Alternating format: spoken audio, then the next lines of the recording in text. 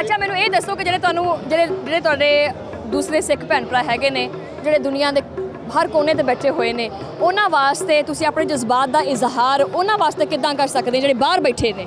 ਮੈਂ ਇੱਕੋ ਗੱਲ ਕਹਿਣਾ ਚਾਹੁੰਦਾ ਕਿ ਆਪਾਂ ਨੂੰ ਦੱਸਿਆ ਕੁਝ ਹੋਰ ਜਾਂਦਾ ਹੈ, ਤੇ ਜੇ ਆਪਾਂ ਇੱਥੇ ਆ ਕੇ ਵੇਖੀਏ ਤੇ ਇੱਥੇ ਜੋ ਸਾਨੂੰ ਵੇਖਣ ਨੂੰ ਮਿਲਿਆ ਜੀ ਉਹ ਬਾ ਕਮਾਲ ਹੈ ਜੀ।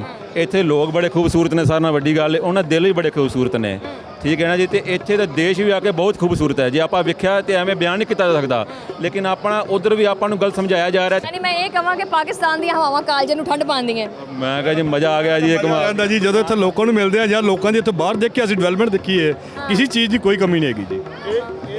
ਮਤਲਬ ਹੈ ਜਿਹੜੇ ਗੁਰੂ ਨਾਨਕ ਸਾਹਿਬ ਸੱਚੇ ਪਾਤਸ਼ਾਹ, ਇੱਥੇ ਰਜ਼ਾਨ ਵੀ ਗੂੰਜਦੀ ਹੈ, ਇੱਥੇ ਗੀਤਾ ਵੀ ਗੂੰਜਦੀ ਹੈ। ਇਹ ਵਾਹਿਦ ਦੁਨੀਆ ਦੀ ਸਪੈਸ਼ਲਿਟੀ ਹੈ। ਇੱਥੇ ਕਹਿਣ ਦਾ ਮਕਸਦ ਇਹ ਹੈ ਕਿ ਇਨਸਾਨੀਅਤ ਜਿਹੜੀ ਹੈ ਨਾ ਉਹਨੂੰ ਫਰੋਗ ਦਿੱਤਾ ਹੈ, ਠੀਕ ਹੈ ਨਾ, ਕਿ ਪਹਿਲੇ ਇਨਸਾਨ ਹੈ, ਉਸ ਤੋਂ ਬਾਅਦ ਜਿਹੜਾ ਮਜ਼ਹਬ ਜਿਹੜਾ ਨਾ ਬਾਅਦ 'ਚ।